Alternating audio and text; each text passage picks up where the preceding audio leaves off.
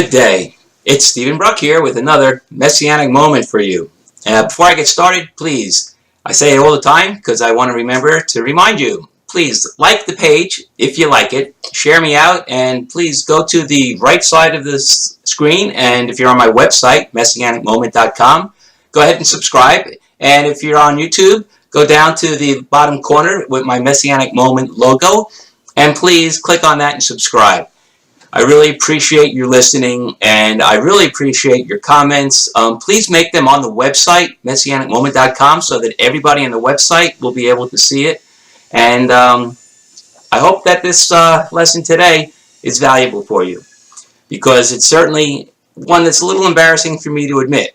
Okay, I'm a Microsoft Certified Systems Engineer, retired, with a specialization in security. I also have a CompTIA Security Plus certification. And the reason I mention this is because despite all that I know about internet security and cybercrime, embarrassingly enough, I confess I have recently fallen victim to an internet scam myself. It started with someone's Facebook account being hacked. A friend of mine, her Facebook account was hacked, and she didn't know it at that time. I didn't know it, and I received on my Facebook account a Facebook message from her saying she had won on a contest. One of these, like the page and get entered into a contest, and she'd won $100,000. And she saw my name on the list as another $100,000 winner. Did I get notified? Well, my first mistake was to accept that this is really from her and it's true. And I bit that right deep down. I took that hook, line, and sinker. But I did go back, and I said on internet messaging, I said, well, wait a minute, what are you saying? What list? How did this happen? Did you really get a check? Did they just tell you, oh, yes, I got the check, it's been cashed, I'm paying the bills, it's wonderful, what a blessing. Here's the site that I got it from, go there. So I went to the site, and it was a beautifully spoofed Facebook page. Now, spoofing, for those of you who aren't familiar with the term, means essentially presenting yourself to be somebody else. It's done often in what's called a man-in-the-middle attack, where let's say you're on Facebook and you go to click to somebody's account, or you click on somebody's name and it takes you to another place, and it looks like the Facebook login page and says, oh, you need to re-log in. Well, don't ever do that, because you've probably been taken to the bad guy's server and they're spoofing the Facebook page. It's an exact example of what Facebook looks like. Everything looks the same in the bottom corner where it's supposed to, where you see the URL, it's down there. Everything looks just like Facebook. And when you log into Facebook, what they do is they then send you back to Facebook. So you think you've actually relogged into Facebook, because from your side it looks the same. But what you've done is you've gone to the middle, you've logged in on their machine, and they send you back to Facebook. Now they have your Facebook credentials. All right, so that wasn't my problem, but it might have been how she got hacked. I don't know. But in any event, I took the hook, line, and sinker, and looking back with 20/20 hindsight, I can see certainly all the signs and all the roadblocks that I should have recognized, but my eyes are too filled with dollar signs to do that. I got taken for a couple $100. Fortunately, it wasn't a whole lot. It's not going to ruin my lifestyle. And thank God that when they started trying to hit me up for more money, I finally caught on to it and recognized something was screwy. And right about that time, I started getting Facebook notifications that my friend's address was suspicious and being checked in. So that's when I really knew. Yeah. And what's funny is I'm not even really greedy or money driven.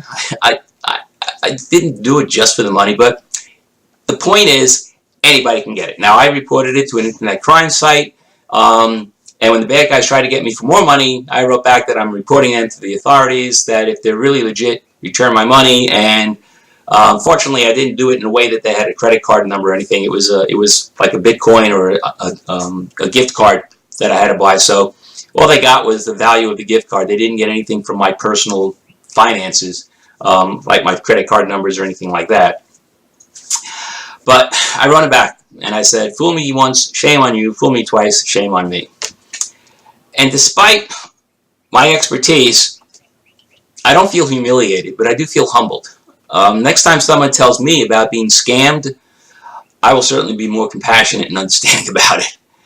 And I'm sharing this with you all, not only as a warning to you, because anyone, and I mean anyone, can be taken by a well set up scam. But as I thought more about this, I realized there's a very spiritual lesson in this for all of us too. And the lesson is this: when someone promises you something for nothing, you'll be the one giving something and ending up with nothing. And the enemy of God will promise us something for nothing. The enemy of God will promise us worldly goods, money, power, friendship, whatever it is that we want. And that promise will be one that we don't really have to do anything. Maybe just worship him, or maybe do something that would slowly take us away from proper worship of God. It'll seem like a very little thing. I'll spend a couple $100 but get 100,000. It'll seem like that. It'll be it. And that's the hook. And if you take that hook, you might end up like I did, finding yourself too deep to be extricated without losing something. Okay? In the case of Satan, you might lose your eternal soul. Right? That's a lot worse than losing some lousy lucre that won't make a really big difference, thank God, in my life and have any permanent effect. So, you might say, Steve, so new, what's the answer to how do I maintain my security? My answer is this: maintain your security.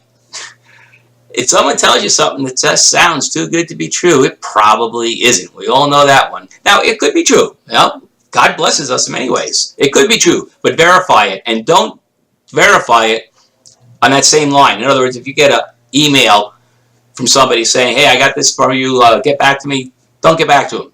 If you don't know them, you might say, give me a phone number to reach or something. If it's somebody who you know, and most of these scams work, it's really evil. They work by using that trusted relationship people have between friends and abusing that.